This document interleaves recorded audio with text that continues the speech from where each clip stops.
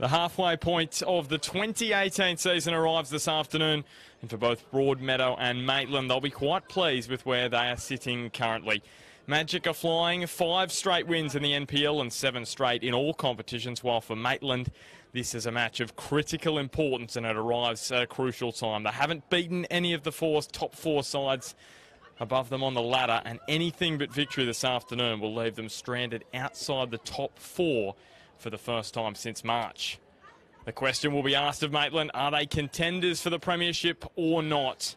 And that will go a long way to being answered this afternoon. Here's the big news, the team news for Maitland. They make 4 changes from the side that went down to Lambton last weekend.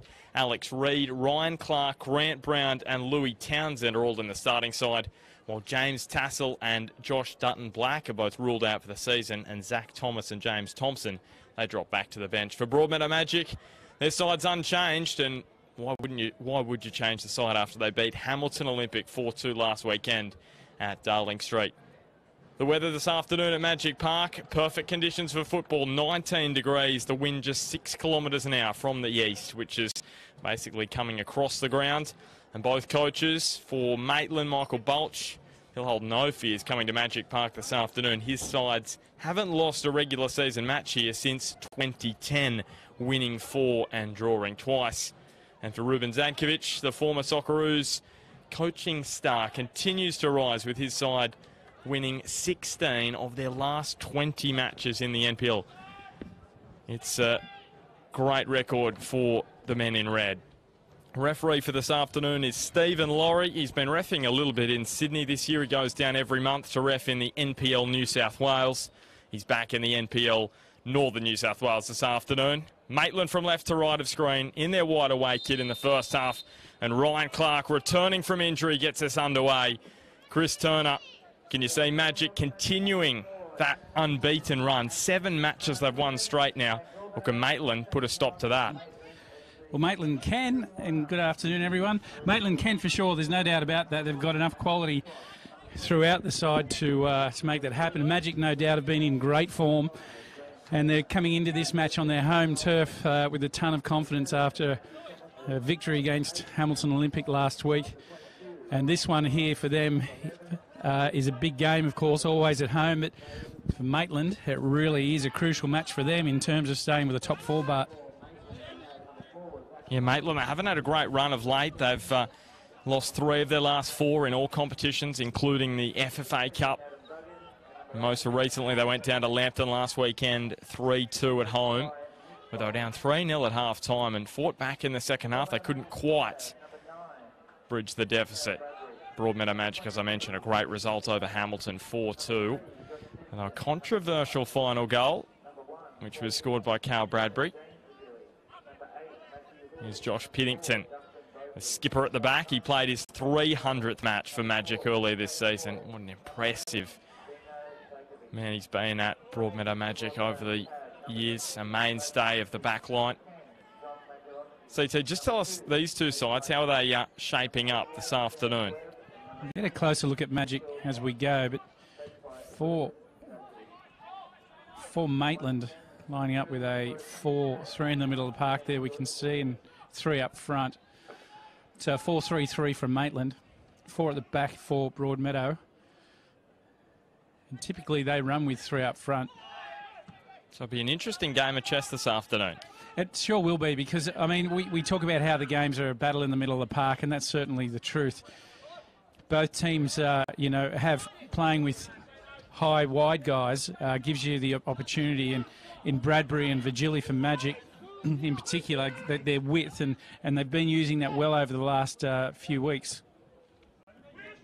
They have, and they did that expertly against Hamilton last weekend. They've scored 26 goals this season. That's the most of all sides in the competition.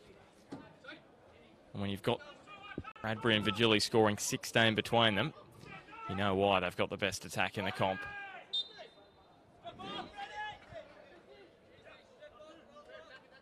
You see Magic be able to just relieve a bit of pressure here. CT,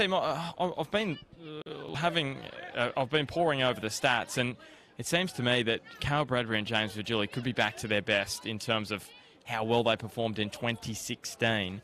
So last year Virgili scored 11, Bradbury 9 in 2016. James Virgili scored 18, Bradbury 17. So already at the halfway point, not even at the halfway point, and they've already got 8 apiece. So judging by my maths, they should be scoring around 16, 17 if they can continue the form that they've showed early on in the season.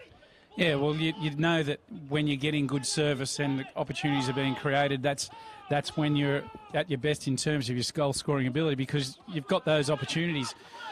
This afternoon, though, it may not be as easy for them, and they've certainly got good defence in. We see Thornton there and also Alex Reid back in the middle of the back for Maitland, both quality central defenders. Two very important players for Maitland. And the issue Maitland has had over the last few weeks, and where they have been a little bit out of form, of course, they've lost 3 of their last 4. They just haven't had that consistency they would like across the park. And this afternoon, with injuries now to Josh Dutton-Black, Matt Swan and James Tassel ruling them out for the season, this would be close to their strongest 11 out there. Yeah, you would think so for sure, but I mean, it's a good-looking 11, and, you know, provided they don't fall too many injuries. This side they've got out in the park is highly capable, so Broadmeadow are going to need to be at their best to be over the top of them this afternoon. There's Paul Bitts with an early touch. Looking long to try and find Dino Fajkovic, and he does bring the ball under his control, and Fajkovic looks to strike at the near post, and Matt Trott did well to push it over the goal line. And Dino Fajkovic, while he hasn't scored in almost a year, last week he was brilliant just holding the ball up and assisting a goal to Carl Bradbury and James Virgili. He was superb in the front third last week. You don't always have to score. Here's Cody Carroll, able to keep the ball inside the line.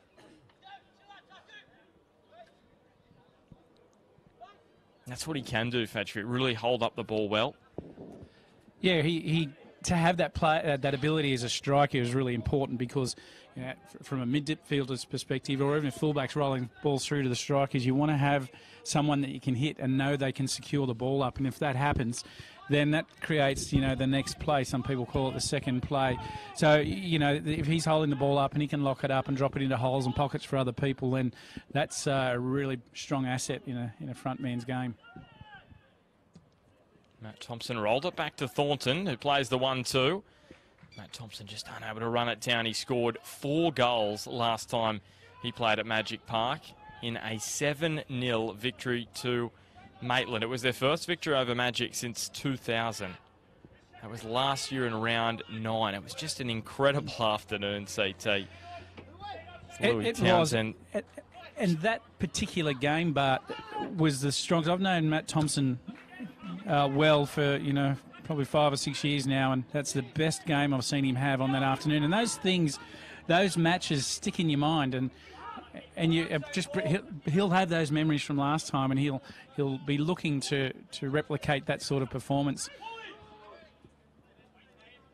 We've mentioned this one a crucial match for Maitland in the sense that just getting some confidence against sides above them on the ladder, or against the sides who are going to be competing with themselves for the premiership. They've been up there this season, but they haven't beaten any of the sides above them. Magic are the final side they play, who are placed above them on the ladder. They sit 5th currently after the win for Lambton yesterday, so just outside the top 4.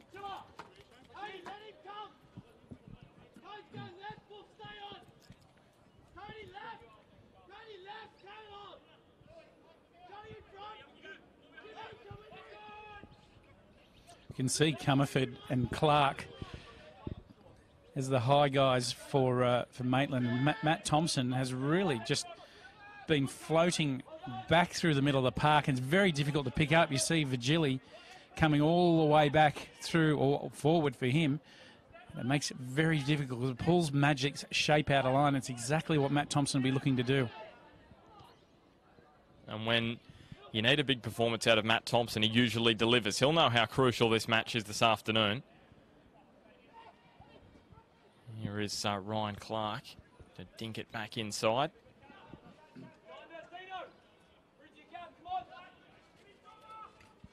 A fairly even opening to this one.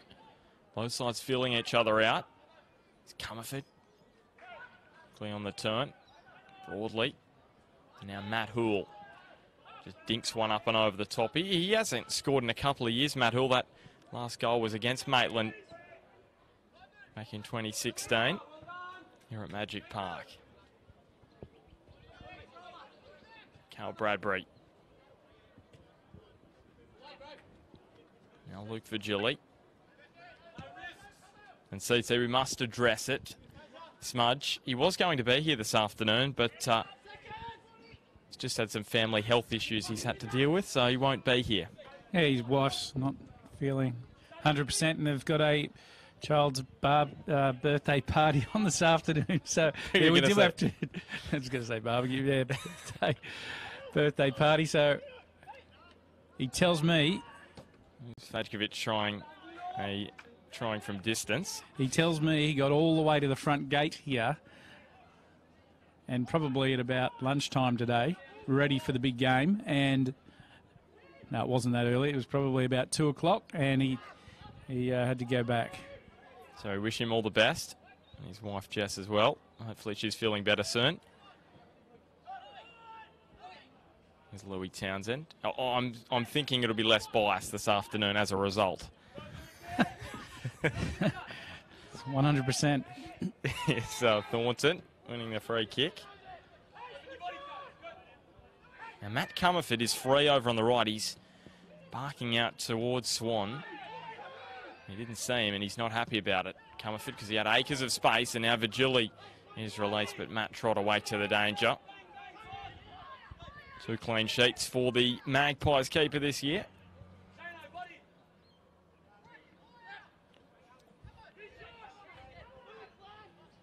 Here's Reid trying to pilot one down the ground, and he picked out Ryan Clark superbly there. Takes on Paul and may find Comerford. It's just had too much pace, and Matt Thompson as well at the near post. He was not too far away, maybe a couple of metres from getting there first. Maitland been the better side early on, CT. Oh, look, for me, I think it's been very close either side. We've had a chance there, but what I will say is for any young players that are looking for some added things to their game, keep your eye on Matt Thompson here this afternoon. I know I've mentioned him already here before, but he's playing as part of that front line of 3. But watch how deep he goes back through the park, and he's pulling that back line of 4 out of shape for Broadmeadow. And when you're in a back 4, you don't like to be dragged out like that, because now they've got a 3 and a defender that effectively is sitting in the middle of the park. And Virgili won't like tracking that far forward. So keep your eye on him if you're an attacking player, because it's really very effective. He may not do it all game, but the fact that he's dropping back into those pockets means he's pulling the back 4 out of line and out of their shape, and they won't be that comfortable with it, and he is. All about timings of the run, though, and he needs to be on the spot when the deliveries are made, as he was on that last cross. He was just unable to get a foot onto it. There's Justin Broadley turning. He saw Matt Thompson behind him and decided against playing back to Piddington. And he is fairly easy to pick out, Matt Thompson, because I think he's the only Maitland player with bright boots on. Ryan Clark's got some aqua boots, and Matt Thompson's got some bright yellow ones. Apart from that, everyone else is fairly boring, black and white.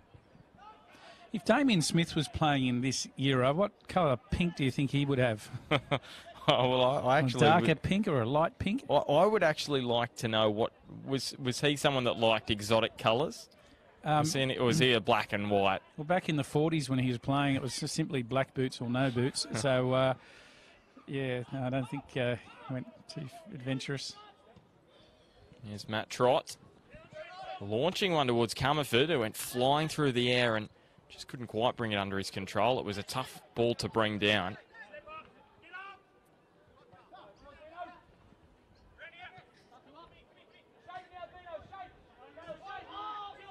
And while they have been defeated by Charlestown, Lambton and Edgeworth this year. They've been close matches for Maitland.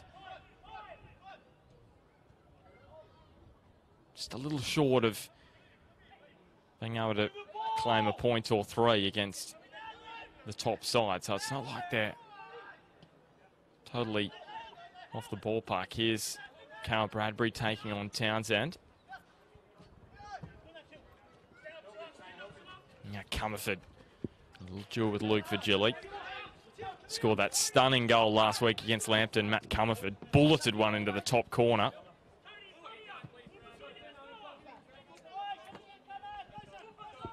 I've been told by Michael Bulch it was definitely not a cross.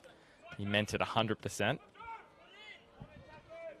Yeah, there's no doubt about that. He knew exactly where it goes. I've coached Matthew Comerford for a couple of seasons, and he does love to pull the trigger, and that one was exactly where he intended. He's against one of his former clubs this afternoon. Matt Comerford spent some time here at Magic Park.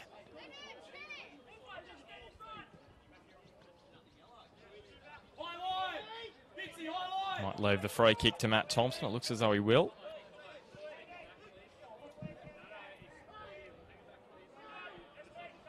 Just being told to take the ball back. Probably a few centimetres there, Matt Thompson. So we'll see what he can conjure up. Comerford standing over it, but it looks for all it will be. Thompson to take. He's looking for Thornton. It was Hula got there first, and then Carroll with the clearance, but it will fall for Andrew Swan.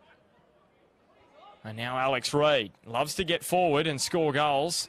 The centre back for Maitland. He scored 8 for Adamstown last year. Actually, you'll have to be wary of him. He wins inside a corner kick.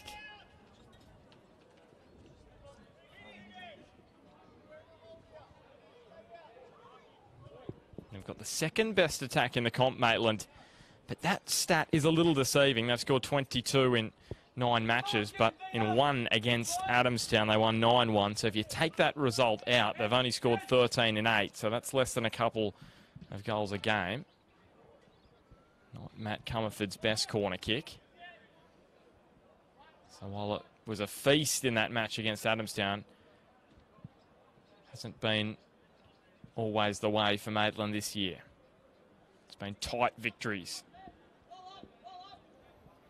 That's why we're having the goal kick, Bart. Quick shout out to Rhonda and Todd Blackwell. They're saying they're at another NPL game, but they're watching this game as well, and they're taking some photographs and things, and they said to say hello to everyone out there in Newcastle football land.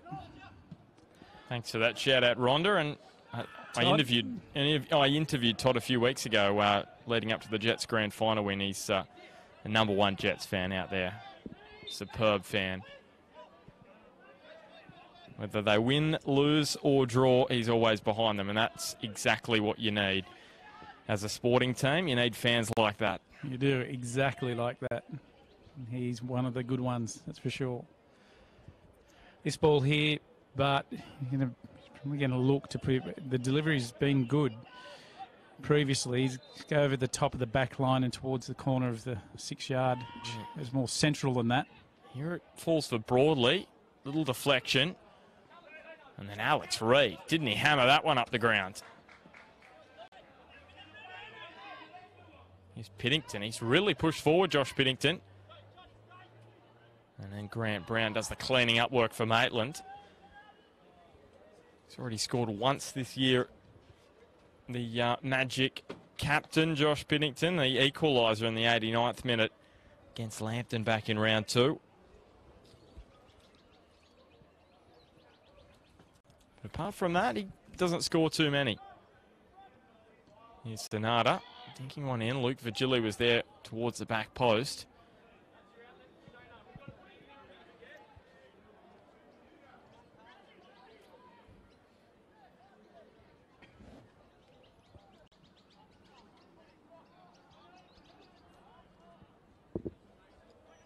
But so far, across a quarter hour in this one, Maitland have been able to stymie the Magic attack. Mitch Oxborough on the bench for Magic this afternoon, so we'll see if he can have an impact on this match. Missed last week's match with a hamstring injury. As Maitland look to push forward. Up goes Swan. Shane Paul brings the ball down. Now Broadley just lets it run on. Gets himself out of trouble.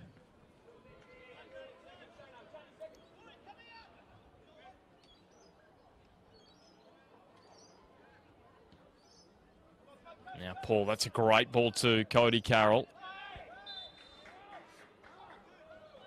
He will bring the foul. We've seen Cody Carroll strike a couple of goals from the dead ball situation, but he's a left footer, so this side more preferable for Takumi Sonata on the right boot. He will take this one again, yet to score in the NPL, but he did set up an own goal for Broadmeadow Magic last year from a free kick in almost identical position. This one's borderline on the edge, but I think... And Sonata just goes straight for goal, and, well, you can do that every day of the week, and Matt Trott will gobble those up. Sorry, I was going to say, I think it's probably just maybe out of his range. Cross might have been a little better. Anyway, not to be. It was just a little far out, wasn't it, to really go for power. It's Fayez. Yeah, kind of one of those ones where just a bit too far out, and it'd have to be just a wonder strike from there. But he, in the end, didn't cause any trouble at all.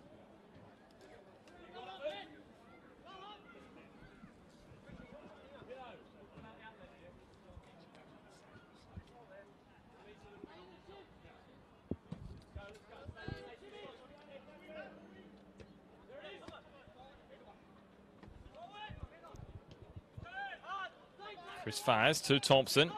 The outside of his boot, trying to find Ryan Clark. Ran on past him.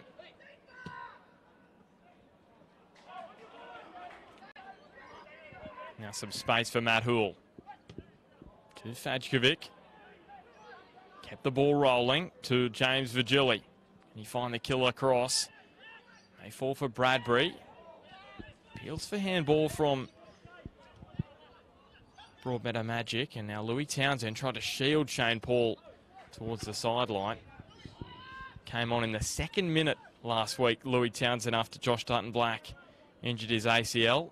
Played a full match of 20s and then 88 minutes plus stoppage time of first grade. So he's got some legs, the youngster. This is his first start for Maitland in season 2018. Here's Chris Fayez. Now Ryan Clark here. He has some space, and we know how much pace Ryan Clark has. Takes on Justin Broadley. Can he find the pass? Well, Matt Thompson was there for the cutback, and Clark didn't use him. He probably should have, in hindsight. That's a ball there from Clark he'll be disappointed with for sure. Thompson cut wide and then cuts back inside to make himself available for the cutback, and was available. Unfortunately for Clark, he didn't see that. He's looking just to get across in.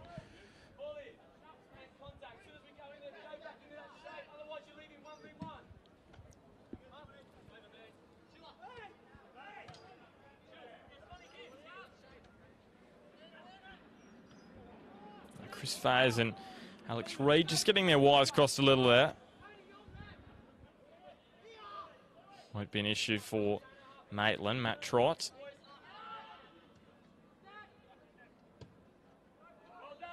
Not his best ball. His second season here at Maitland. Matt Trott, 3rd season actually, after spent some time with the Mariners, of course, in the A-League. Played 6 matches in the A-League. The Magpies goalkeeper. His side looking to find an opening here. Both sides been pretty tight early on. Couple of half chances. No golden ones yet. Ryan Clark looking to change that. Just got it caught under the boot. Couldn't quite get purchase on the strike.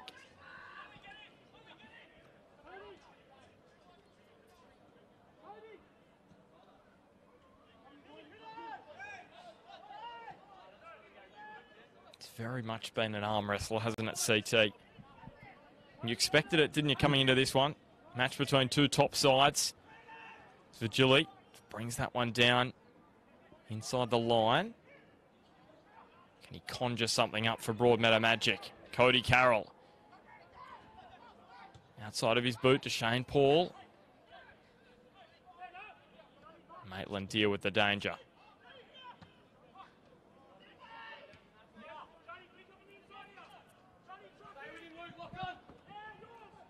Here's Thompson. Weaved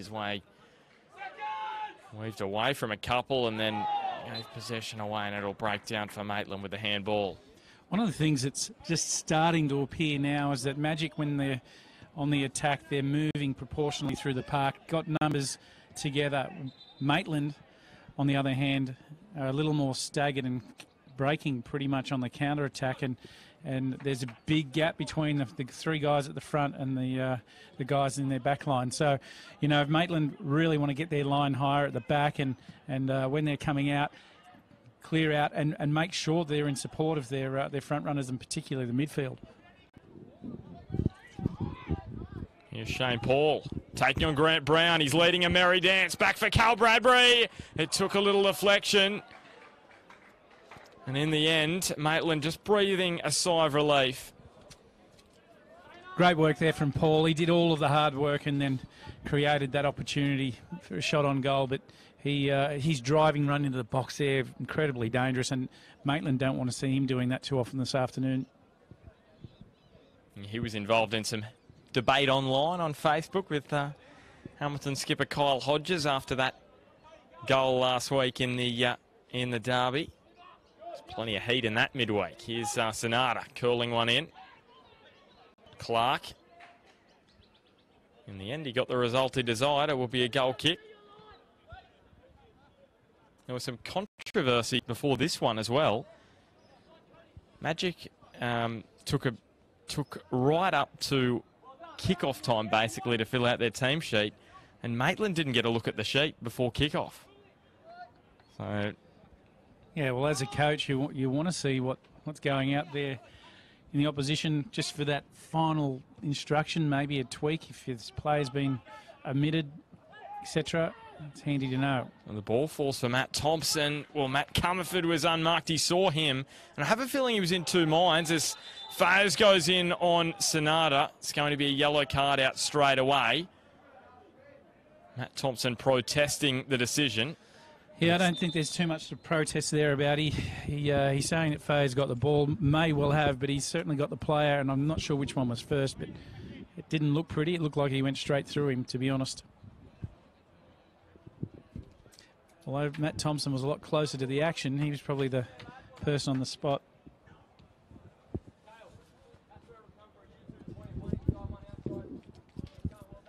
Yeah, so Sonata not in a good way. And I think his saving grace was he did get a bit of the ball, because if he didn't, it was see you later. And Maitland down to 10 men, and that's the last thing they would have needed, with all the injuries they've had in recent weeks, to go down to 10 men in a crucial match like this. And I'm just having a flashback, CT. That is the exact same area of the ground that Matt Houle committed the red card offence in this match last year. It was in about the 20th minute. I can't quite remember who he cleaned up. I think it was Josh Dutton-Black. It was in exactly that position, and he got sent off. Your memory is good, but really good. I can't remember what happened this morning, let alone this time last year with an infringement. And Takumi Sonata doesn't look in a good way. It looks as though his afternoon could be over. It wasn't the case for Josh Dutton-Black last year. He stayed on the field and led Jeremy Wilson a merry dance that afternoon.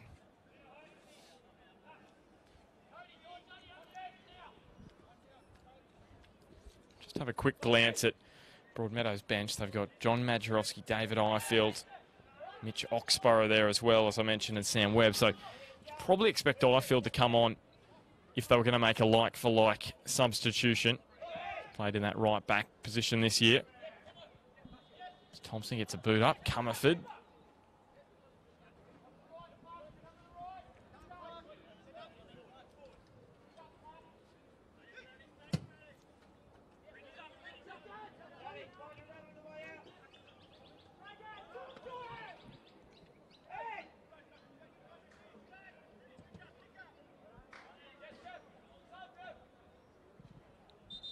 Here is that substitution, so it will be Highfield coming on for Sonata.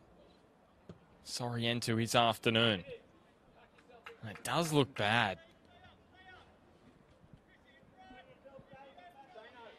Yeah, well, the fact that he's gone over to the far side of the park and didn't even make it off this side is not a good sign. But well, I think Chris Faze is lucky to have stayed on the park. Just saying, by the way, Sonata is in a lot of strife. Quite possibly his ankle by the look of that. So here's Vigili. Back to Houle.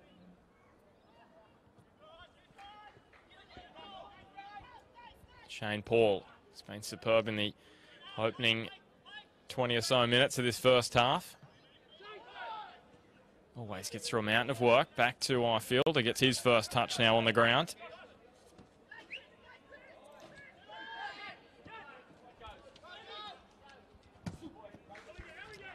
Came off the bench for about 4 minutes last week against Hamilton Olympic. Highfield. Yeah, it started this year. But a substitution Broadmeadow would have preferred not to make.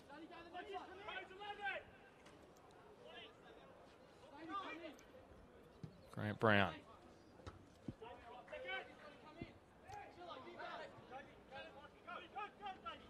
A little bit of aerial ping pong from Maitland. Not a bad way to get the ball up the ground.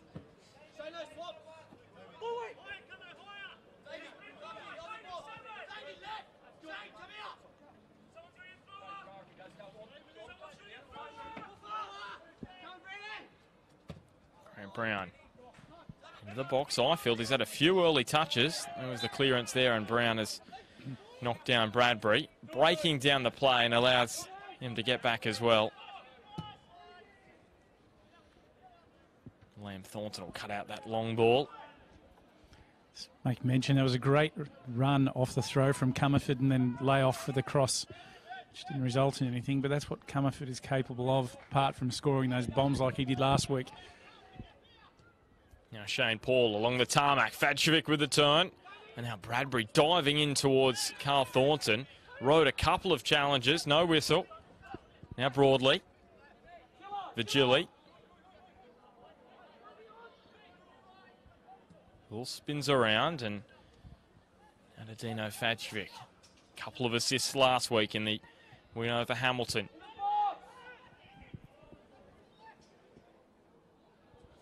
Now Shane Paul tried to dink the ball around Louis Townsend.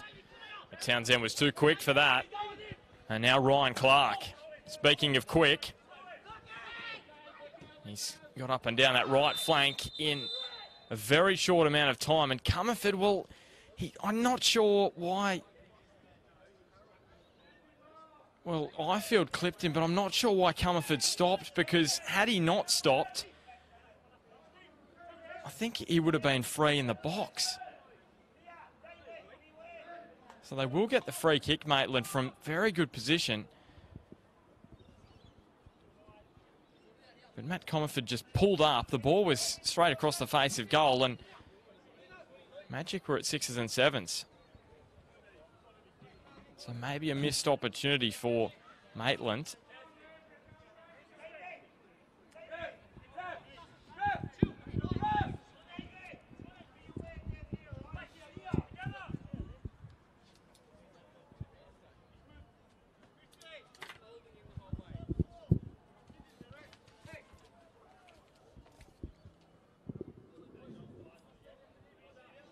So the two Matts standing over it, Comerford and Thompson. Both are capable of taking a strike from here. Comerford may, but Thompson... And it will be Comerford who takes it on, and the less said about that, the better. It was a real shank from Matt Comerford and allows James Vigili to charge away down the right flank. And now Piddington is bumped to ground by Thompson. They're going to play on Vigili across the face. And Stephen Laurie will bring it back. Bit of tension in this one now. Temperature just rising a couple of degrees after that foul on Comerford. And now Matt Thompson with a little off-the-ball bump on Josh Piddington. I must confess, CT, I didn't see it. I just saw Piddington bump into the turf. Matt Thompson just saying it was a total accident, sir. Yeah, of course he would say that, but he knew exactly what he was doing, and he knew the danger of in that position. So right now, he saved what may have been an opportunity for score to a set piece. Well, here we go. It's Cody Carroll standing over it. Matt Houle is there as well, but when you've got a man with a left boot as deadly as Cody Carroll, I think you'd let him take it, and he is going to let him take it. He's picked out the top corner on a couple of occasions this year, and it's just faded away past the near post. Not far away. Matt Trott's reaction would let you know it was fair distance away. Looked fairly relaxed. All bits down the other end. Thought it was a lot closer than Trott by his reaction. So did Cody Carroll as well. Did say something. I couldn't make out what he said. So Shane Paul and Thompson there. Shane Paul winning the ball, even though he's much shorter. Here's Houle. Brother of Andrew Houle, of course. So barring turnover, this is what I was talking about before, Bart, where Magic playing a more structured build-up, and then for Maitland, it's very much at pace and stretch, full pace. It's almost like a counter-attack. Whereas Magic, happy to hold possession, push it around and get their team up the other end of the park, and now we see the counter. Well, it really could open up, but Clark's pass lets him down, and then Vigili plays it straight back to the Maitland striker. Comerford straight offside after all that. It looks so promising for Maitland, and it just went awry in the front third. Had Comerford there just got back into position just like that 1 second quicker, he would have been onside and on for play, but didn't. He was disappointed with the previous movement. Ryan Clark. Back he goes to Louis Townsend. It's round 11 of the NPL Northern New South Wales on Bar TV Sports this afternoon, brought to you by Intent Recruitment. Ben Homer and Chris Turner with you in commentary this afternoon. Second place Broadmeadow Magic in red this afternoon, taking on the fifth place Maitland Magpies. Real battle between two of the contenders this year in the competition.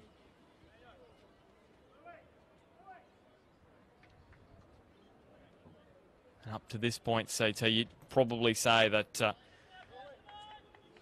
scoreline is a fair reflection of the match. Yeah, it is. Broadmeadow have definitely had a more structured approach to their attacks on goal, and Maitland have really, when they've won the ball, they've broken very, very quickly to try and catch them. Their qualities just let them down at various times, Maitland. Carroll, and it goes. Vigili doesn't score many, Luke Vigili. He scored 2 goals in the last 5 seasons, and he wasn't far off with the header there.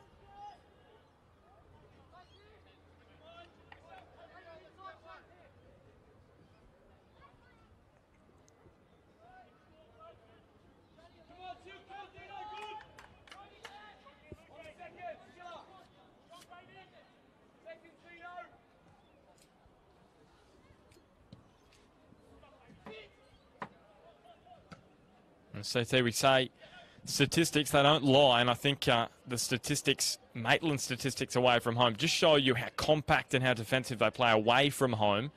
So away from home, they've scored just 4 goals in 3 matches. They've conceded only 3. Compare that to playing at home, where they've averaged 3 goals a game. 18 goals scored in 6 matches and just 10 conceded. Here's Matt Comerford, weaving and slaloming his way through the Magic defence. Faze, he's got Bradbury hurrying him up. He's very calm on the ball. And Bradbury bumps down Faze, and Grant Brown's gone down as well. There's a few off the ball incidents occurring, a few spot fires. Now Swan goes to ground. Fajkovic's in all sorts. It's all happening here. Maybe copped an elbow. We'll stay with the play. Carl Bradbury on the turn. Back to Houle after what happened last week. I don't think if I was Maitland, I'd be putting the ball over the sideline. They are now. So, CT, did you see what happened here? There was a little incident in front of us. There was one in the middle of the park, and then Fajkovic goes to ground. That's 3 off-the-ball incidents in about 30 seconds of play. Well, I didn't see that one with Fajkovic, but I did see the one with Bradbury, and he did intentionally drop his opponent on the way past. And then there was another incident. It was all going on at the same time. It's hard to know where to look. And for Stephen Laurie, may have his work cut out for him this afternoon. His assistants will need to keep an eye out on what is happening. Because as a referee, you're very much focused on what's happening. It's hard to see what's happening behind your head, behind your the back of your head. Well, that's right. I mean, you've got to look at what's going on and look at the next move, etc. And there's a nice gesture from Magic. And I can tell you just around the grounds at Charlestown and the Jets, it's still 0-0. But at Western, Hamilton are up 1-0 against Western. Matt Thompson brings the ball down. But Highfield was there to clear it away. Thornton. Fayes. Involved in that tussle with Bradbury a few minutes ago. CT had his eagle eye on. Said that Bradbury gave him a little bump on the way through. Comerford, he sees the run of Fayes. Shane Paul slips over. That was fortuitous for Maitland.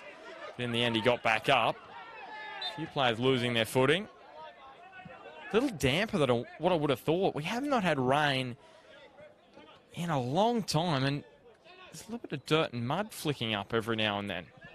There is. I just think it's the pace of the game and the energy that's going into the tackles and the runs. So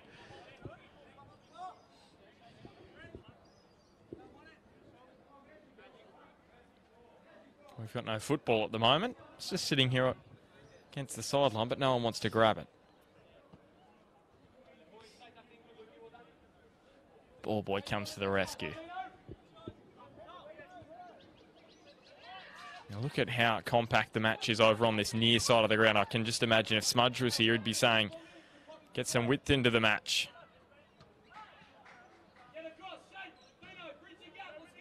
Maitland do move it over the other side of the ground. It is a wide ground, isn't it, CT Magic Park? One of the bigger grounds in the competition. Yeah, that's right. And I mean, what you could do is, you know, for Maitland right now is add some width, yeah, that's for sure. But Comerford, if anything goes beyond him, there's absolutely no one here. If the cross comes in, and pretty much he was in the centre of the box, and that's way too narrow, unless you've got someone coming in behind. Prefer to run from deep and attack the ball rather than sit in there and wait. So we're nearing half-time in this round 11 clash in the NPL Northern New South Wales between Broadmeadow Magic and Maitland Magpies. Hamilton Olympic up against Western this afternoon. They lead 1-0. And Charlestown and the Jets at 0-0. Edgeworth beat Valentine 1-0 yesterday. And Lake Macquarie, they went down 2-1 to Lambton Jaffers. And now Broadley plays it to Bradbury, who has space ahead of him. Gilly just had the ball nicked off him by Alex Reid. Went to ground early, but was able to reel it in. Maitland are outnumbered here in the front third. Matt Houle got clipped, and Stephen Laurie's playing advantage. Alex Reid there, unconventional, but it did the job.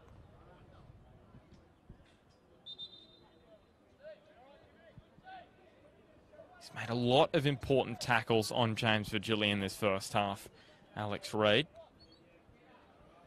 Yeah, well, Reid knows the potency of Virgili, and he'll know that he's got to stay close to him when he's on the ball, and Alex Reid is very quick, I can tell you that for sure.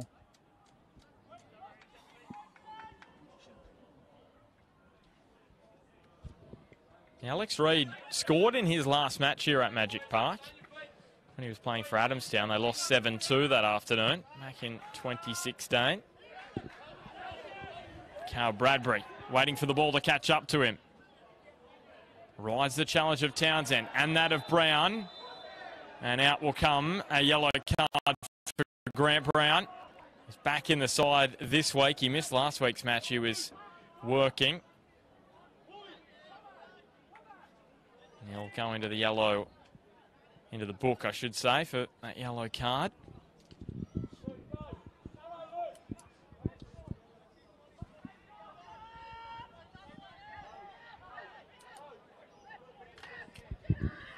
The third yellow of this first half. Carroll, sorry. I was going to say Brown, Faz and David Ifield in the book. He's got to get it beyond, and does. Piddington got there. One of the things that we've seen this year is that the free kick's not getting past that first defender. Cody Carroll did that successfully, and that's key when you're making a cross into the box, so that gives you the opportunity to get a flick on, or at least it's in the mixer. And is there a reason why that would be? Reason is because if it doesn't go past the first defender, it'll get either headed or cleared straight out. No, I'm saying, is there a reason? Is there a reason why they're not putting the ball over the first defender? Look, it happens at all levels. It really does, and it doesn't seem to. I don't know. It just seems to be a bit more something that we've noticed a bit more this year.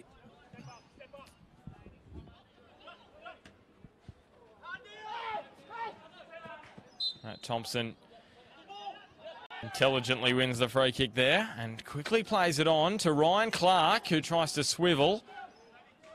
And David Ifield was there to thwart him. Ifield was holding off Clark there, who's asking for a yellow card.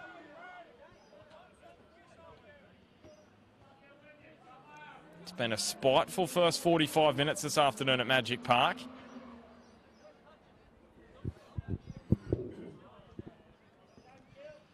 Look, Clark was, for me, he was pretty lucky not to get a yellow card there because he wasn't anywhere near the ball and he's made a tackle from behind, so he could have well ended up with one.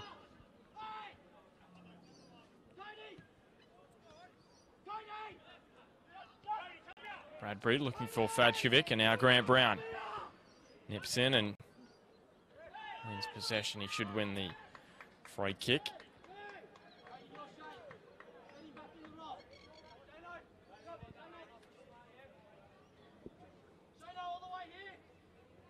So in the 18 matches between these two sides since 1983, there's only been one draw. And we are going to go to half-time level if everything remains the same. Don't expect to see a goal. We haven't had any clear-cut chances in the first half at Magic Park this afternoon. Very tight. Maitland happy to play on the counter-attack, and been pretty defensively sound thus far.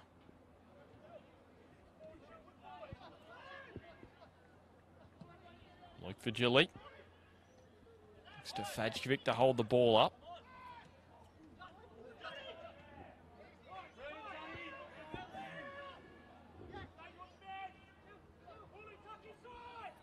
Luke Vigili. His radar just, well, quite off there. That ball well in front of Shane Paul.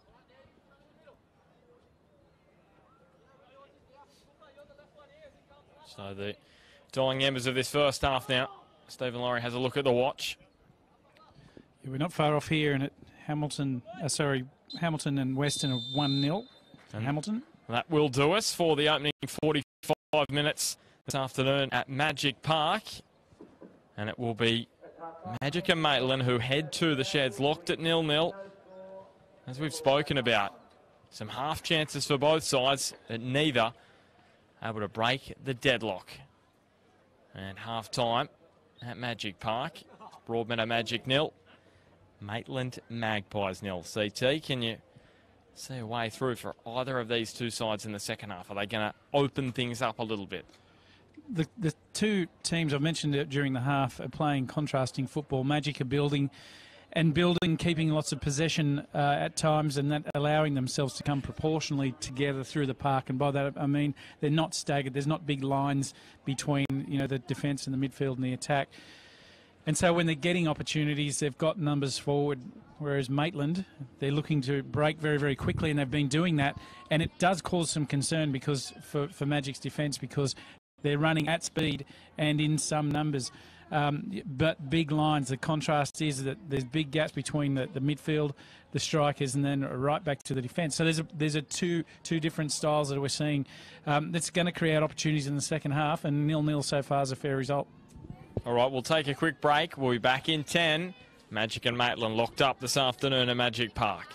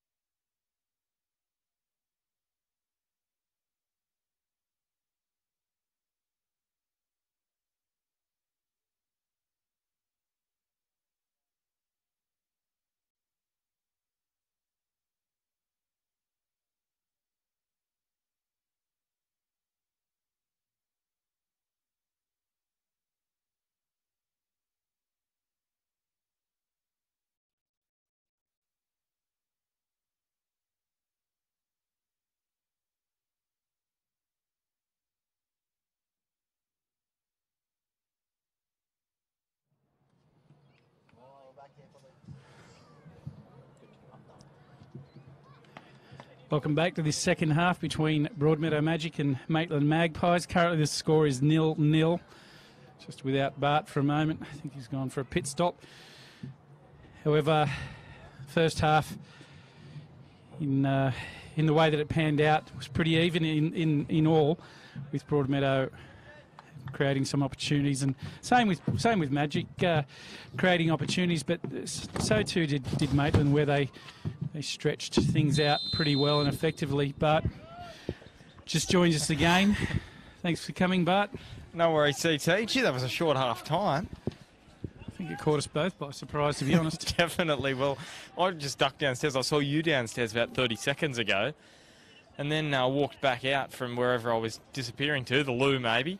And you were gone. I was thinking, well, lucky CT's up there running the show.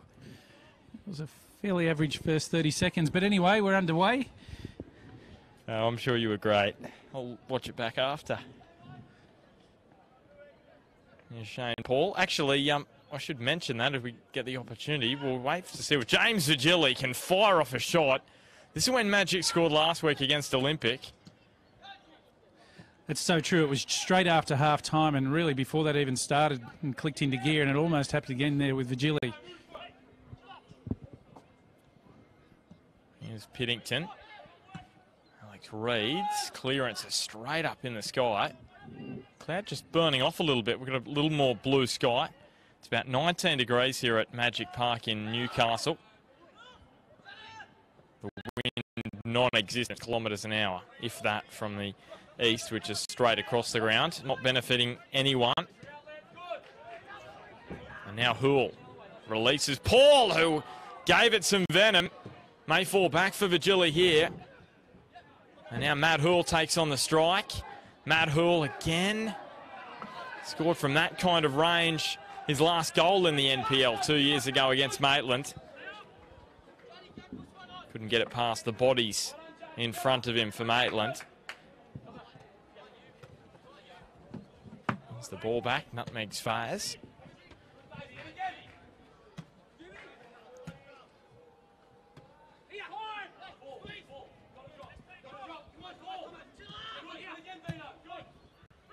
Thornton just dinks one up the line, and Clark can't keep it in. And while we do get that minute, CT, about, going back to your little spiel beforehand, you and Marge will be next weekend, Magic taking on Lakes. And I'll be making the trip up to Western to call the game between Western and Maitland. So big week next week. We've got a couple of matches getting covered, which is exciting. It's always great to see. If we can get as many matches covered as possible, it's always a win. I think that's part of the fun of Bar TV, isn't it, Bart? Because you've got the ability to get around to the grounds and get to all of the matches, really. It's helpful to the players and coaches in particular, where they can size up each other's opponents. Faz chipped over the top for Ryan Clark. As Cody Carroll had a chance from a dead ball situation in the first half. He just put it wide. That was probably the best chance of the match thus far, as close as we've come to a goal.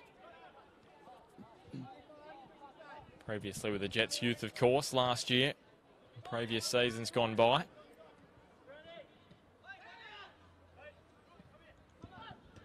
Louis Townsend to Thompson. Now Grant Brown.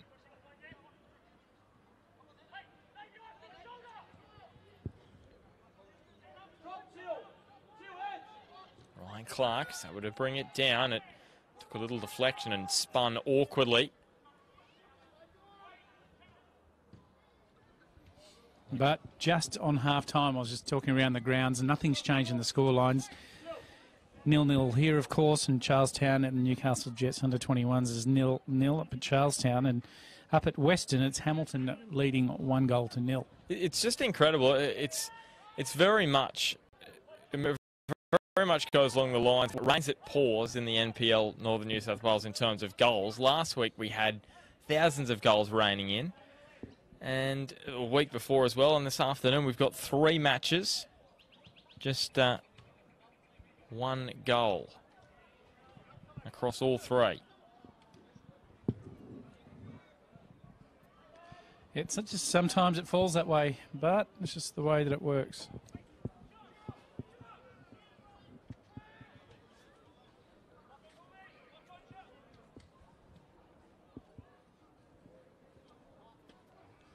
Magic, they've had the wood over Maitland of late. They've won 9 of their last 10 against the Magpies. That only loss last year was a thumping as well, 7-0.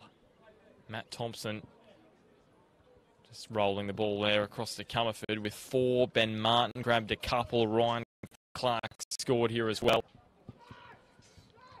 It hasn't been that easy for Maitland this afternoon, though. There's Thompson again winning another corner. They're a different proposition this year, Magic. Of course, last year they went on a roll. It was a case of differing fortunes. Up to that match against Broadmeadow Magic, 5 wins from their first 8 matches, Maitland. And then they won just 4 of their last 12. Comerford looking for Thornton, who rose and couldn't get the header down. He may have, I think there has been a head clash between Carroll and Thornton. I think they're both okay. Both up and moving, and so that's good news. And so after that win Maitland had against Magic last year, they really fell in a heap. It was as if they thought the job was done. And for Magic, their season turned around. They won 10 of their last 12 after that match. It's just incredible. Here is Carl Bradbury. Matt Hoole took a touch. Thornton took him wide.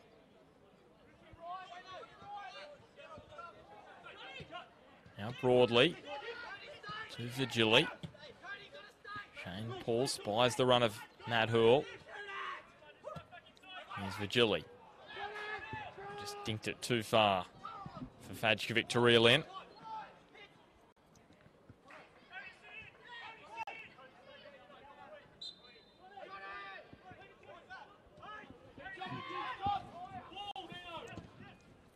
Matt Thompson just looks up, tried to find Comerford, but Ifield was up to the task to nod it away.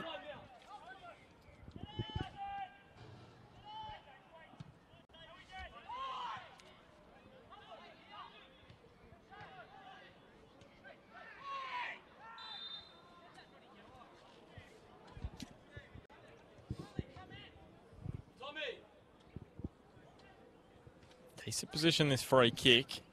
He's against the touchline. But they are pushing numbers forward here, Maitland. They're going to take it, or attempt to take it quickly. They'll be told to bring it back. Matt Comerford, who scored in his last match against Broadmeadow Magic, was in round 20 last year.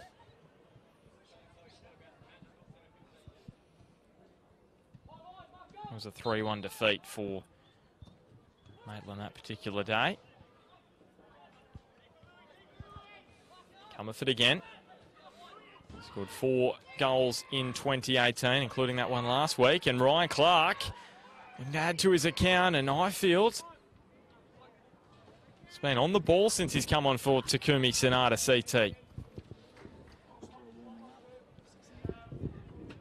Yeah, he has. He's done particularly well, and got looks like Oxborough are warming up. Is that right? Yeah, thanks to Duke, the NBN cameraman, for tipping us off. He's got to get some clips of Oxborough for the news tonight. Ratings go up if he scores a couple, I've heard. Is that right? Well, he'd know, because I can't get in front of the camera to see the sideline, so I've got to rely on Duke to make that call. What you can do is if you can get your head on the camera, CT, just as a goal scored, you could be on the news tonight. Well, there you go. Don't block out the goal, but just get your head on enough so they have to use the footage. Well, I don't want to scare any of the older patronage they have, so we might just avoid that scenario. Here's Chris Fayes. Did well to flick it onto Thornton. Now Ryan Clark. He takes on the strike, Ryan Clark, and Paul Bitts gobbled it up. And it had a bit more power. I think Paul Bitts would have had a little bit more work to do.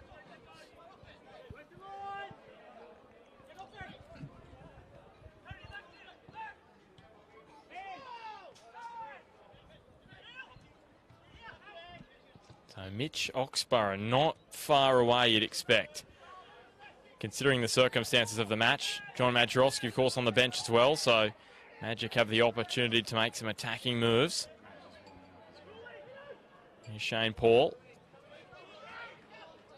So maybe substitution nearing. They've only got 2 substitutions left. Broadmeadow Magic. And that ball looks like it's beaten everyone over the byline. We were talking about the reach of Bar TV, Bart, and former player, NPL player, and a high-quality one, Dylan Murphy, has been over in America for a few years, college, and now working in the football scene over there, and he's helping young players from the NPL get over to the United States, possibly into the college environment. 100% sure on that, but it's great to see Dylan tuning in, as other people do around the planet these days. You can do that, but certainly within this country, family and friends are able to tune in. So good to see you tuned in, Dylan, and hope you are well. Fantastic to hear, CT. Highfield and Clark in a bit of a tangle. Highfield will win the free kick. I was actually looking into the USA national side this morning during the Champions League final. Actually, that was the reason I was looking them up. This is just what happens sometimes, CT, when I get on Wikipedia and I do some searching. I was watching the championship playoff between Fulham and... Oh, hang on a second. We've got some more important information. Story time will have to wait. Mitch Oxborough is coming onto the ground, and Dino Fajkovic is going to leave the park. It's been kept quiet this afternoon, Dino. Great last week against Olympic. He's done some hard work in the front third. And here he comes for his second appearance back in the NPL this year. And when he plays, Broadmeadow Magic don't lose. Simple as that. He's played 7 times. This is his 8th. Magic have won every match. Well, I hope you haven't put the curse on him, but he does come into this game with a high expectation based on his performances from last year. And we are looking forward to seeing his contribution this afternoon, that's for sure.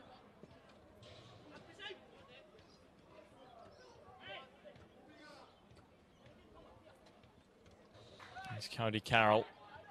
Shane Paul tries to bring it down. So I'll see if Oxborough can have an impact on this one. He's had an impact on pretty much every NPL match he's played in. His last match before leaving in 2017 was actually against Maitland in that 3-1 win in round 20. When he headed up to Brisbane. Played 17 A-League matches this season. As he comes in and he bumps Chris Fayes. Swan goes to ground. 17 A-League matches, 4 starts. So it was mainly off the bench for him this season.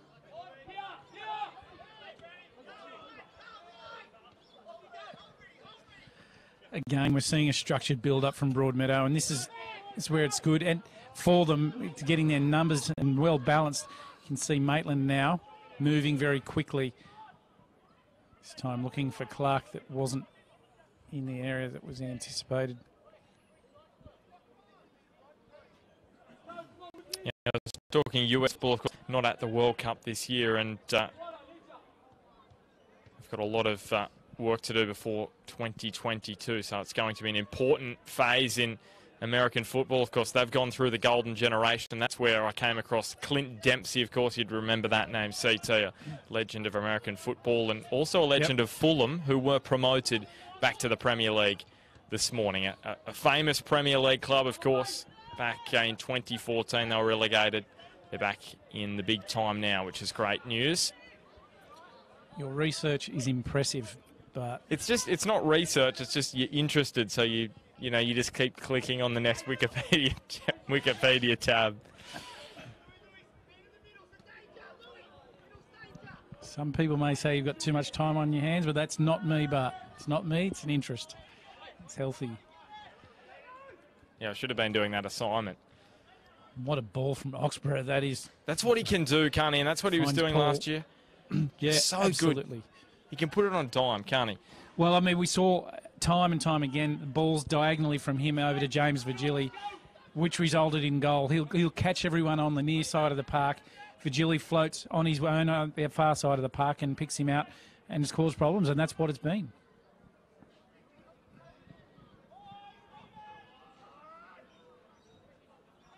Frustration audible from Matt Trott after Maitland gave the ball away again. Oxborough in there. Now Liam Thornton with some real estate down the left. Comerford.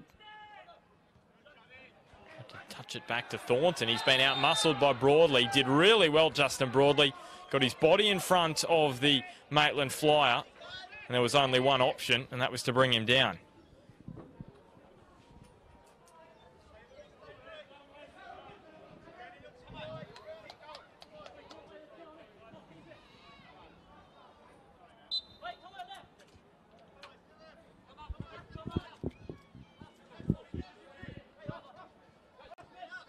Oxborough.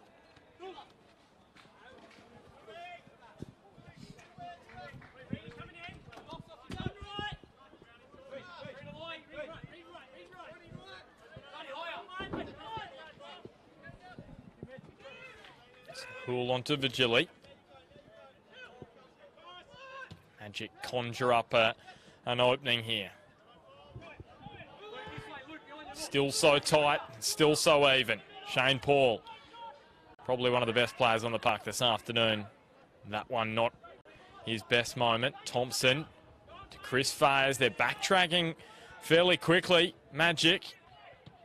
And Fayers' pass couldn't quite find Ryan Clark. The match has really opened up in the midfield in the last 5 or so minutes.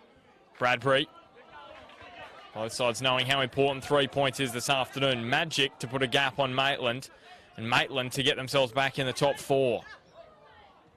They are outside now after Lambton won yesterday against Lake Macquarie. Cody Carroll. Carl Thornton, that's what he does. Puts his body on the line. Now Maitland.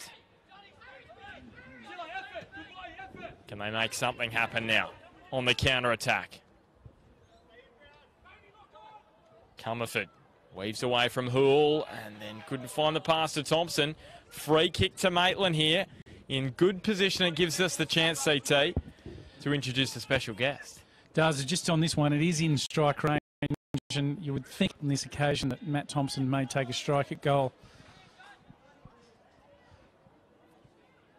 We'll see what happens here, and then we won't keep people waiting any longer. Everyone's probably wondering who the special guest is. He is special. Come back to that. Thompson will be picking his spot. So does he go for goal? He does go for goal. That one wasn't far off the mark. It was dipping just beyond it. So substitution here for Maitland. James Thompson is going to replace Louis Townsend. It looks as though the youngster will leave the park. He's done a mountain of work over the last 2 weekends, and he'll be granted his leave for this afternoon. And CT, we've got referee James Cleal up with us this afternoon. He reffed the Edgeworth-Valentine match yesterday. Tight won that one. Edgeworth getting the job done 1-0. Yeah, James is with us, which is fantastic, because normally we give referees a hard time, but we actually really like James, and he's been doing a fantastic job this year. In fact, for a while, we'll come back. Well, we will get to him eventually as Cody Carroll strikes on goal. Yeah, and it's good to give the referees a rap here and there, and on this occasion we'll do that because James, you've been having a really successful year. I note you've sort of mentioned you've had a couple of tough weeks recently. Yeah, it's like any player, I guess. You go through the ups and downs with your form, and it's just nice last night to get a good, clean game away. Very little talking points, but sometimes the players help you out there. And last night was just one of those games where everything clicked, as opposed to the last couple of weeks. There's been a few talking points, but I think we've done our job at the end of the day, and you just got to keep your head down and keep working hard and ride out the tougher spots and make the most of the purple patches when they come. Shane Paul and a Bradbury.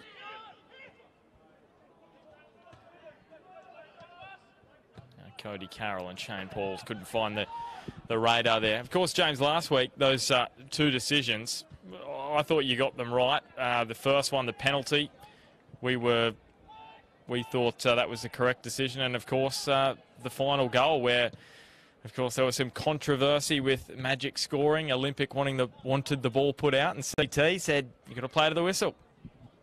Yeah, it's the second goal was actually the second incident you're referring to there was quite an interesting one for us. Yeah, being a physio myself, we're always on the mind for those serious injuries, and Dino had just sort of sat down, rubbing his ankle, and he rolled it a second or two before, and I'd had a chat to him after the first time he went down, and there just didn't seem to be much to it, and all of a sudden there was a gap, and a goal was in, and the boys are at each other. So it was a really odd one from us, and I actually thought everyone was yelling at me, as I do. Always think the contra's directed at me, but Hodjo was straight away. He's like, no, we're just furious at them, and Broadmeadow were quite rightly just playing to the whistle. So I don't know, I mean, you can always look back at those incidents and see both sides of the story, but at the end of the day, if the ball didn't go on the back of the net, we wouldn't even be talking about it. So it's just one of those ones you got to chalk up and let the players sort themselves out, and as a referee, we're just there to let the game flow. Exactly, and I think sorting it out they did this week on Facebook, CT. Well, there's a lot of talk about it, but you know what? That's what makes our game such a good one, because there's a lot of times when it's not black and white and a little bit grey, and the fact that we're talking about it during the week, last week, as others did, and people have got an opinion, they've got a view, and the referees are out there to facilitate, the game, and they'll do it pretty much without bias. The guys that we have in this region, we have to say we're very fortunate to have the level of referees at that top level in this grade. You've got a fan in Jamie Burns. He's just written through saying that he likes you as a referee, and I'm sure he's not the only one. This ball from Comerford, as last time, he went beyond the first defender that we were talking about, so he's looking beyond Thornton.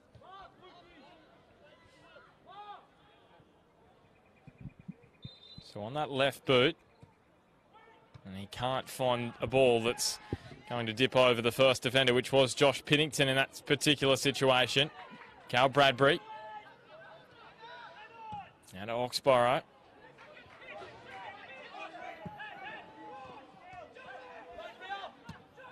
Here's Swan rolling one up the line. Magic fans urging their side on. Matt Hook could only pick out Grant Brown with the ball in.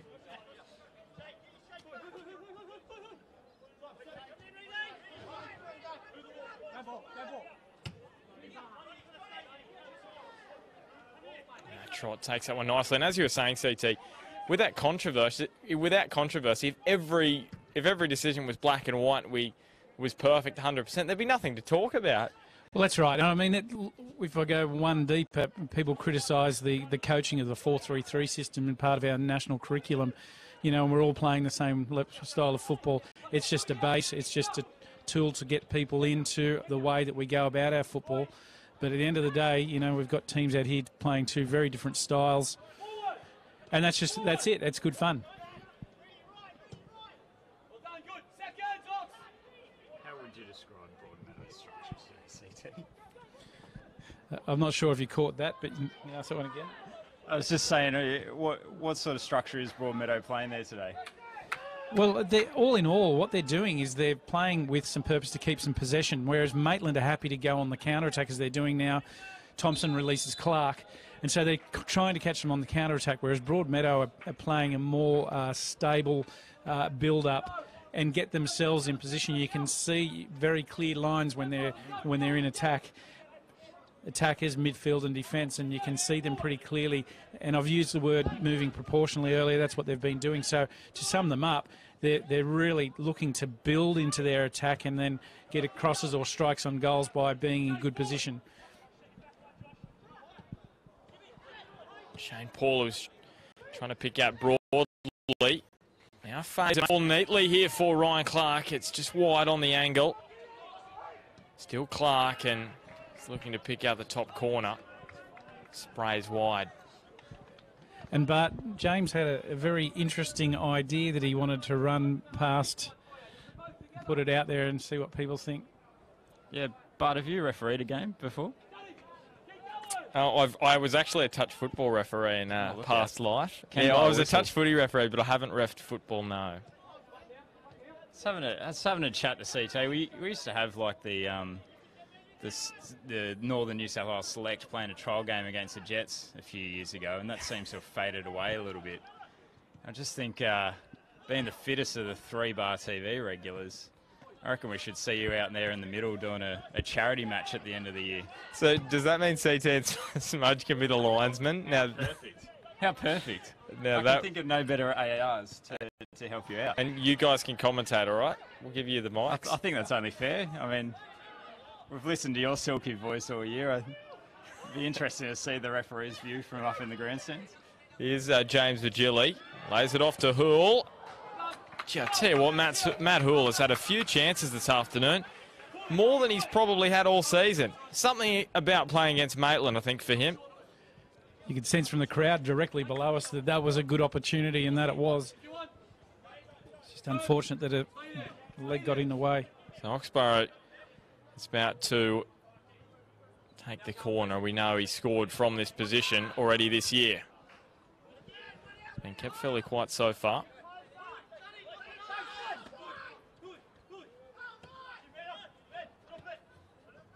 There he is again. Oxborough goes back to Highfield and Broadley.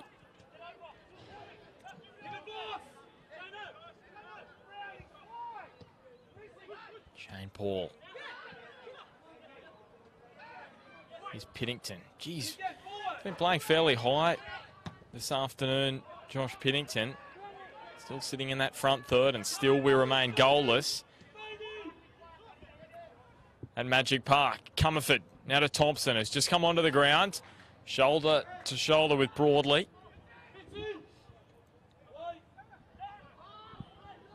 And bits quickly to Oxborough, who looks for the ball to Vigili.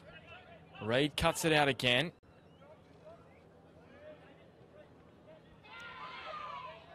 Matt Thompson chipping one forward. Ryan Clark should bring this under his control. And he strikes on goal, Ryan Clark, and it's just faded away past the far post. He's had a couple of opportunities in the second half on the volley. Couldn't hit the target on that occasion.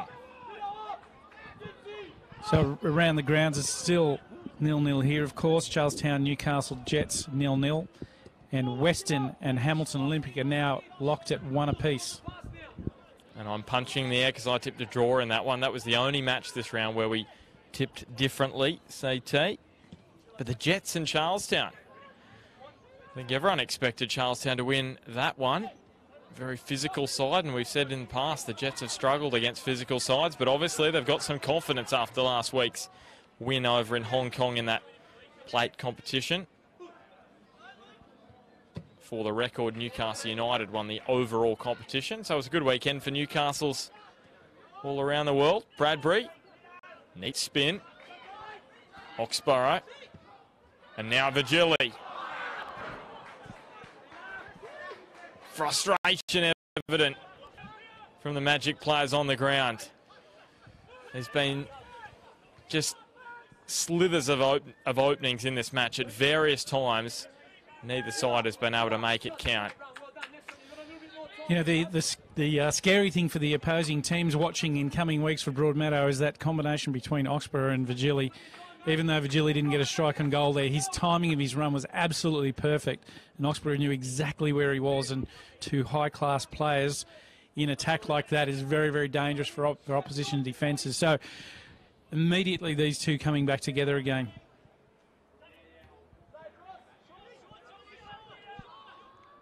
They're very much telepathic, James Vigili and Mitch Oxborough. Bradbury reefed that one up the ground. Matt Jarolski is charging after it. He's had a goal drought of games without a goal in the NPL. He's been in and out of the side with injury.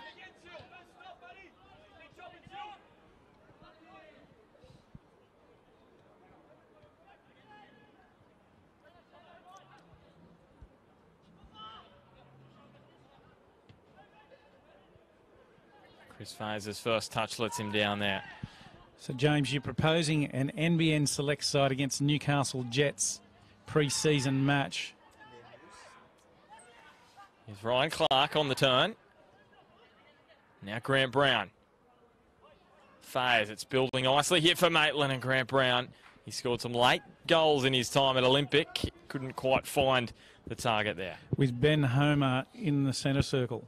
Oh, we may not be able to get the Jets, but I don't think the Jets will play with me reffing. If we could even if we can't get you guys on the sideline, maybe we could have 11 versus CT 11.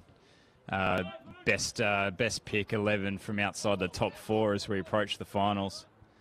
I just think there's too much quality out there, you know, and there's only 4 spots going in the finals this year, and really there's, 6 or 7 teams that are in the hunt for it at the minute.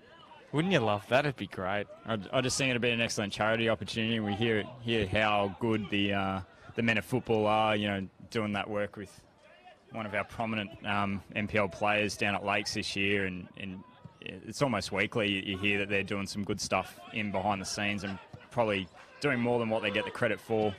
Such an excellent charity.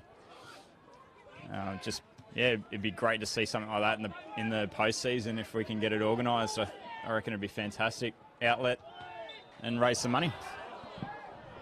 You see Alex Reid coming down there, but you're proposing the men of football, which would be a worthy charity event and maybe a target for next year. Is that what you're talking about?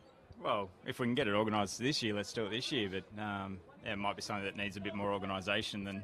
I'm just throwing it out there. I'd love to see you boys out there running around for a bit. I'd love to see a CT 11 against the Smudges 11, and then you two on the side, being assistant referees as well. Bias. Throw it. It'd be controversial offsides. Actually, what I would prefer is me in the middle, you two in the coaching. In the dugouts. I would absolutely love that, because he'd be hurling abuse at me. And would probably send both of us off.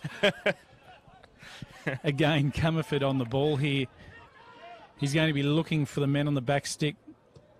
Here he is, Comerford. Bitzer's approaching. The punch took a deflection off a Magic player. And now Carl Bradbury. Still Bradbury. Can he pick out in? Charging forward again, Josh Piddington.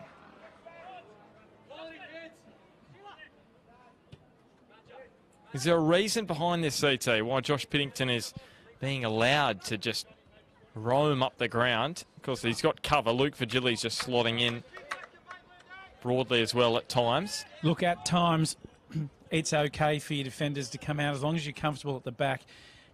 Often, defenders won't do the kilometres that the midfielders are doing, and he's got some energy in his legs. What it does do is he gets through the park unmarked, and he's very, very difficult to pick up. When he's coming through at speed, if he sees something and he can get an opportunity, he'll continue on with his run. That's why he's done it. We've just had a goal. Jets Youth lead Charlestown 1-0. The 80th minute of that one. Wow. 1-1, Western and Hamilton, and still 0-0 here as we head into the final 10 minutes.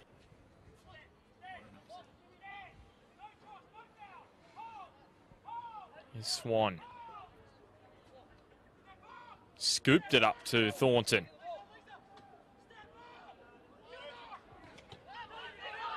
And now Thornton, well, the pass was left short on him. Matt Trott's got some work to do.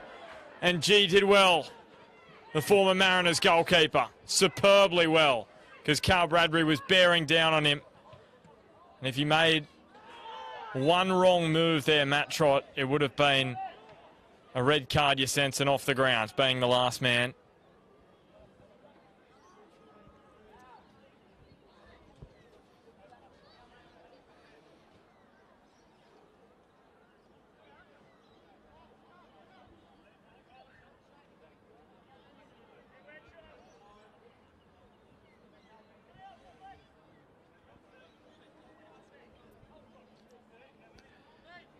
While the ball's dead just for the moment, Barb just had a message from Dylan Murphy that we were talking about before in the States.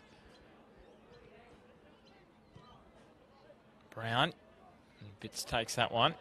And he's very interested in Newcastle football. And by the way, one of the best footballers in this region to leave the town and explore opportunities in the US, but by helping people. If you want to go and have a look at the website, it's wagnerandwolf.com, Wolf with double O, wagnerandwolf.com.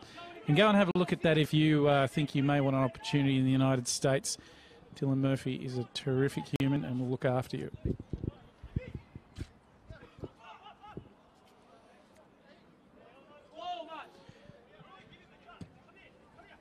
Closer to home, and it's round 11 of the NPL Northern New South Wales this afternoon. Broadmeadow Magic at home to Maitland. Magic sitting second on the ladder. Maitland sitting fifth.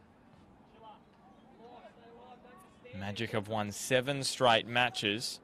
Maitland have lost 3 of their last 4. And they've been very compact. They've been very tight, both sides this afternoon. Magic with the best attack in the competition, the second best defence. Here's Majorowski. He only needs a slight opening, doesn't he? And now Bradbury thought about hitting it first time. He brought it down and he blazed it over. And the quality in front of goal has been lacking this afternoon. That's why we still sit at 0-0. There has been some half chances, as we've mentioned. On another day, they may have been taken like that for Carl Bradbury. Bradbury got on the goal scoring sheet last week. He'll be looking to replicate that this afternoon. He did the right thing in having a shot, in my opinion. Just didn't get it on target, and that's key, of course. This one with the attempted flick on. I remember last year, Michael Bulch coached sides. I should say Michael Bulch's side, Hamilton Olympic, last year, were winning games in the final 15 minutes with monotonous regularity in about the last 6 or 7 rounds of the season. He'll be hoping Maitland can do that this afternoon. But it's Magic. We're just controlling things for the time being. Thornton. Swan. James Thompson brings it down. Scored 3 this year, James Thompson. As has that man Ryan Clark up the front. Poole. And now Carl Bradbury. Matt Trott's quickly out.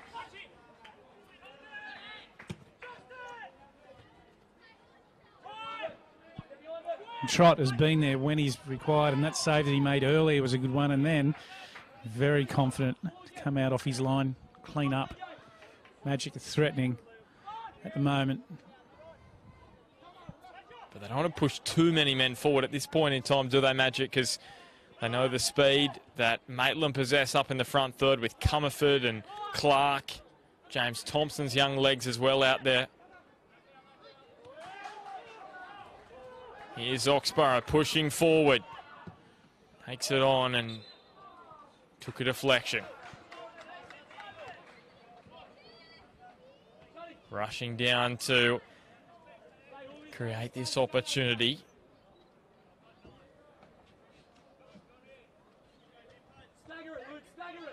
Every match he's played so far for Broadmeadow Magic, they've claimed 3 points in, so no victory this afternoon would be a first for him in a Magic jersey.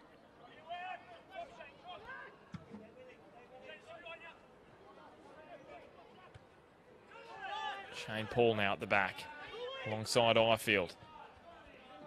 Oxborough. Bradbury. Still Oxborough now. Virgili with the 1-2. Don't give him that much space. And he almost made Maitland pay. And Matt Trott letting them know what they have just done, the Maitland defence. They just allowed Oxborough space in the midfield. And he'll be disappointed he didn't get that on target. Well, we're just hearing Swan there say that why we're giving him that much space. And he was the one that's going to punish if you're going to give him that length of pitch. His shot wasn't far off. Oxborough in a bit of a tangle with Thomas, who took him down. And now Virgili couldn't quite track it down. Thornton's clearance is skewed. It's awkward. Majorowski, Virgili. Still James Virgili. He ran into a brick wall in the form of Liam Thornton. Zach Thomas. And then Vigili. And Thompson unable to control the ball. Magic fans aren't impressed with the decision. They've found their voice in the second half. Well, they can sense it's getting close, and this injection of Oxborough is certainly one that's making a change for Broadmeadow. So less than 5 minutes to go. I can see Phil Dando is watching this afternoon. A little bit different, Phil, from the match that you were involved in here at Magic Park last year. Well, I'm not sure he can answer you right now, but I'll try and do it on his behalf. He would have been delighted with that result last year, because you just don't see teams come here and do that to Broadmeadow Magic, and his side did. So Maitland looking to make it 2 wins straight here at Magic Park against Magic. But it's still 0-0. And Mitch Oxborough with that left boot has picked out Vigili, but Alex Reid, such a constant at the back for Maitland this afternoon. Cutting out passes, does so again, but the danger isn't gone here for Maitland. Oh, here is Majorowski, Piddington, Matt Hoole. Now Bradbury, couple of goals last week. And Carl Thornton has dragged into ground. Got the arm around Bradbury. A little bit of push and shove between Bradbury and Clark. And again, we see Broadmeadow, the intention to build and create, hold possession, push the ball around. And Oxborough seems, as good players do, to be having a little bit more time on the ball than others. He looks like he's wanting to shape this one up. Well, here we go. Mitch Oxborough from the dead ball situation. We know how he can just put the ball where he wants it. This is a big moment, really big moment. Final minutes, the pressure's on, 3 points on the line. Here he is, Mitch Oxborough. Hits it, and Matt Trott. Well, it was an interesting save, but he got his body in front of the ball. And he kept it out. That's all you have to do. No issues there. Trott had that covered and strike that I think Oxborough would. He just looked as though he meant to get his arms to it, but then just had a little air swing, and that's why he had his body just backing him up there. Now James Thompson gets brought to ground by Shane Paul, who's going into the book. As is Andrew Swan.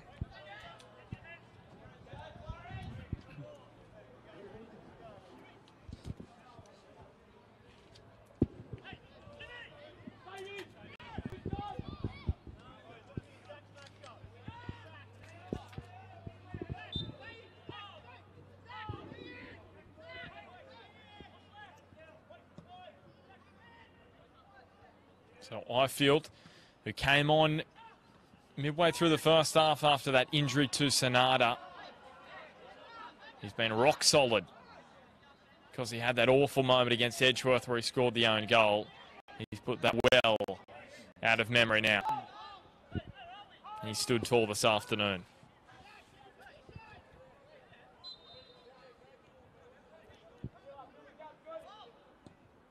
So Thompson, dinking one. Carl Thornton was up there for Maitland. Oxborough. And now Bradbury. So they've got a 3-on-2 here, Broadmeadow Magic. It's nervous times if you're a Maitland fan. Grant Brown, well done. And now James Thompson and Maitland. Can they produce a swift counter-attack? They can't. It was a long ball that he had to play, James Thompson. He needed a lot of power and he couldn't generate it there. Vigili. And that's the counter-attack we were talking about from Maitland. Better ball there. They were away, but it seems to have opened up. What a turn from James Vigili. Away from Thornton. Into the back of Alex Reid. Again, he's there. Piddington was thwarted by Zach Thomas, who got floored. Matt Thompson is blowing up Matt Trott in there as well. Appealing for a red card, and Stephen Laurie's telling them simply to go away. Yeah, Trott furious there because he could see from his angle that Piddington looked. He looked like he wanted a bit of revenge. The reason being is because Piddington was almost playing at the ball before it had got to him. He didn't even see a piece of it, and he had full intentions, eye on player. Trott launches one off the knee of Shane Paul, and Ifield has to shield the ball to Paul Bitts. For the final minute to this one, CT. Around the ground, we've got Charlestown, Newcastle Jets. Newcastle Jets 1, Charlestown 0, and Olympic have regained the lead up at Bears Park, 2-1. Bradbury, Vigili unmarked in the box, swivels straight to Trott. So Hamilton, they've had some close defeats this year. It looks as though they're going to get an important victory. Western playing Maitland next week.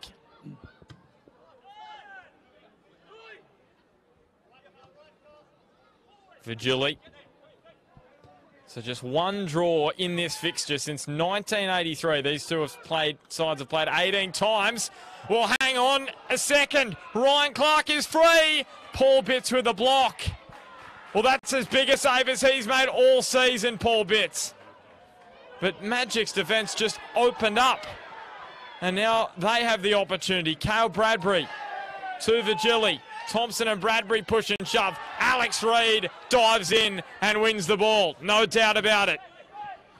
We've got end-to-end football here. At one end, we've still got Ryan Clark down on the ground. At the other end, we've got James Vigili. That's been what some people, the Magic faithful, saying there was a penalty. No issue from me. Certainly there from Alex Reid. I thought it was fantastic tackle, and we've got a corner, and probably both teams enjoying just a minute's breather because everyone across the park is blowing. You see Shane Paul there, his hands on knees, and he's not the only one that's really had a big afternoon. Well, Ryan Clark, he did strike straight at Paul Bitts, but he had to make the save. Great save, Ryan Clark. His afternoon is done. Lachlan Yates is coming onto the park now, the youngster. Scored once in the under-20s this season. His first appearance in first grade this year. Swan trying to clear it up to us here.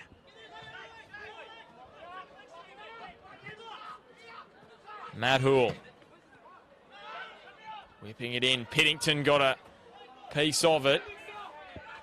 Shane Paul. Comerford came across. He hasn't got quite the speed of Ryan Clark, but he's still pretty quick, Matt Comerford. You can hear the frustration. He couldn't quite find the killer ball. Thornton into a midfield, which has got a lot of red shirts in it. Hoole. Magic fans urge him on.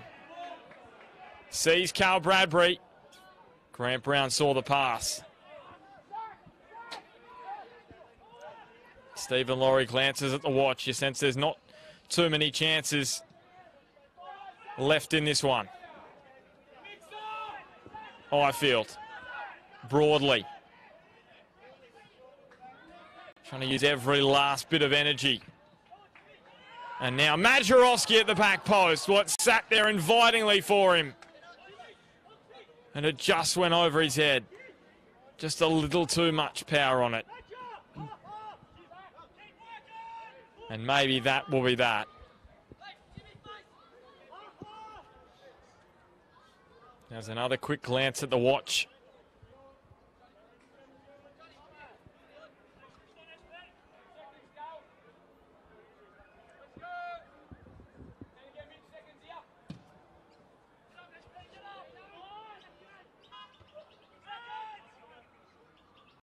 There's Thompson. Swan. And the curtain is brought down on a real tight tussle this afternoon.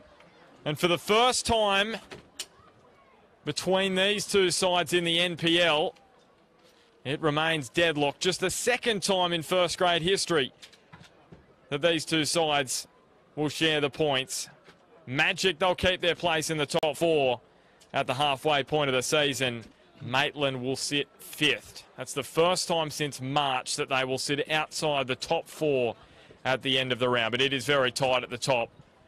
And there is no doubt there is plenty more stories to be written over the final second half of the competition, the final half of the competition. So full time at Magic Park, it finishes Broadmeadow Magic 0, Maitland Magpies 0 CT. It wasn't the greatest spectacle, but a real tactical battle out there this afternoon. Neither side giving an inch. Oh, personally, I thoroughly enjoyed watching this one unfold. I mean, the two contrasting styles of Maitland really stretching them out quickly and getting on the attack very, very quickly, as opposed to Broadmeadow's slower possession-based build-up that they had. And the way that it panned out, I mean, Michael Bolts will be extremely disappointed Clark didn't put that one in the back of the net and find a corner at least, or at least push it to the side and drop it in. He's still, you know, what some people would say should have put that one away. However, Broadmeadow have had their missed opportunities as well. All in all, I think the result of a 0-0 is fair, and Broadmeadow, for them, the encouraging sign is that Oxborough is coming to this group, and when he did, he looked the difference.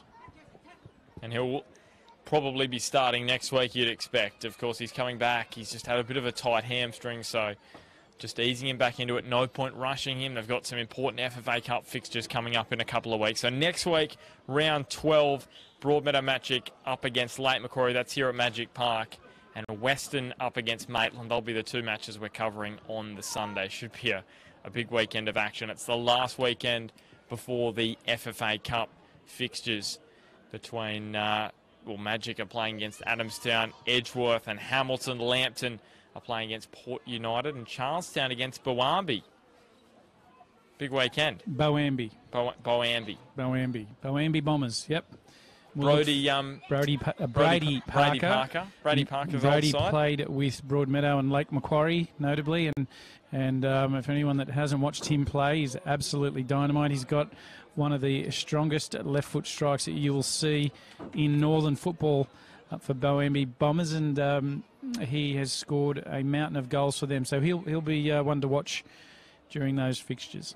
So Brady Parker versus Lubo Milicevic. That should be an interesting one to watch. Won't it, for sure. Unfold. All right, well, the NPL show, that'll be on Thursday this week. Until then, we'll catch you. Finished 0-0 this afternoon between Broadmeadow Magic and Maitland.